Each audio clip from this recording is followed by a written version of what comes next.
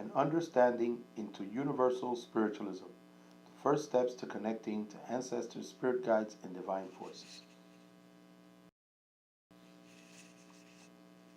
Western spiritualism is a stereotypical enunciation to a broad, multicultural, multi-ethnic, religious, ideological movement, yet it is a universal base to all electromagnetic connections to spirituality and realms. It is a mixture of Victorian-era European spiritualism coupled with New World African diaspora ancestral worship, plus assimilated Caribbean, Mesoamerican, Indian ancestry.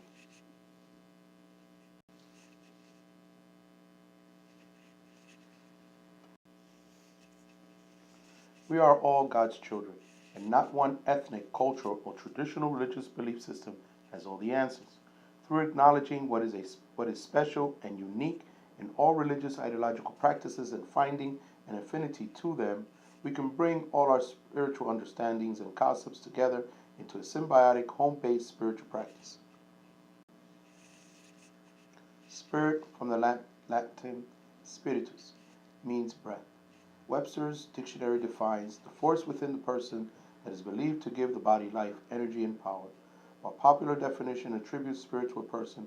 Indigenous cultural traditions attribute spirit or having a spirit to all things. Spirituality, it is this omnipresent power that we don't see, smell, or touch, yet sense and feel. It binds all that is of existence in the universe, us, and natural forces. We all have a sense perception, instinct, intuition, spiritual inclinations, or abilities. I believe we can use spirituality as an energy in itself, nurture it, and develop it into a force in our lives through devotion and dedication. Spirituality is of the same regenerating force within nature that is unseen yet always at work. What's unseen begins as such until it is generated as some form of matter. There are unseen molecules, microbiological organisms, electromagnetic energies, always present in all spheres, always transcending from dematerialized to materialized form, then back forever recycling. All energies owe their existence to other living organisms which they share a connection to.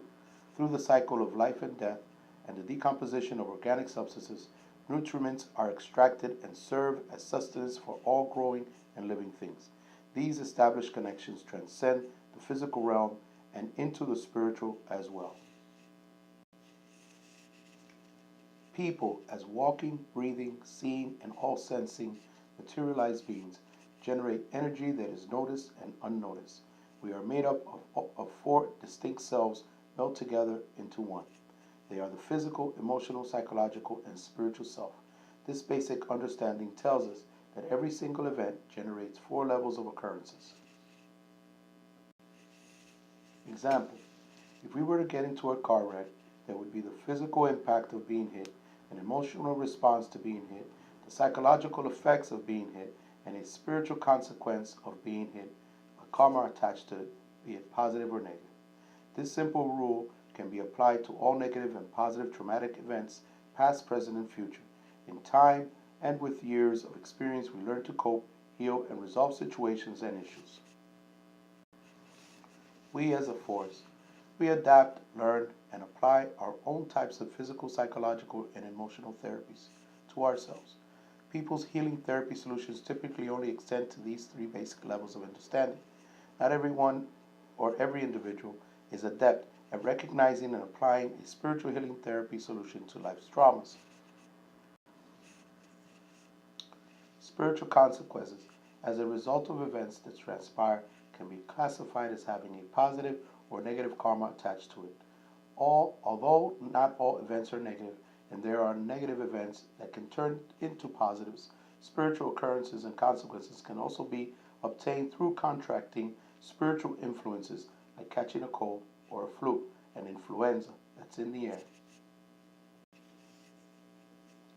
We generate positive and negative influenza all the time through our actions and behaviors, contaminating our environment with our persona. How do we resolve the negative influences or conflicts of our actions, traumas, or societal stressors, along with achieving a positive destiny? Spiritual devotion, enlightenment, and ritual is one answer. Most people are members of a church or religious group. Some resolve by not doing or believing at all. Some visit a psychotherapist, and others do exercise. Spiritual activities support the resolution to conflicts through working with spiritual beings or divine forces.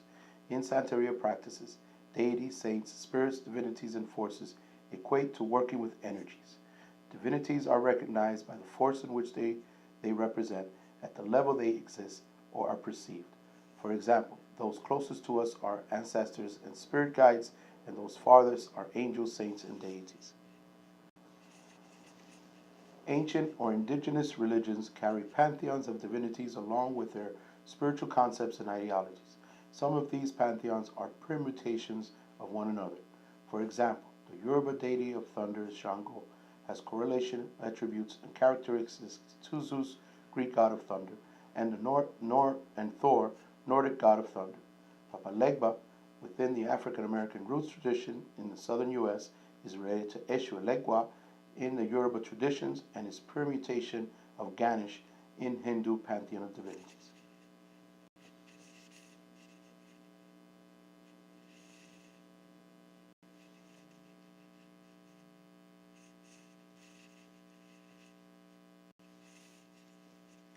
Through this type of permutation is how in Cuba and Caribbean the synchronicity between African deities and Catholic saints was forged, such as the 7 African powers in Cuban Santeria.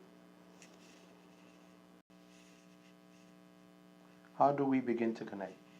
This is done through the construction or erection of a shrine and placing the symbols that represent your spirituality on your shrine. Hello, this is BabaSixto, and I hope you enjoyed this presentation. Thank you.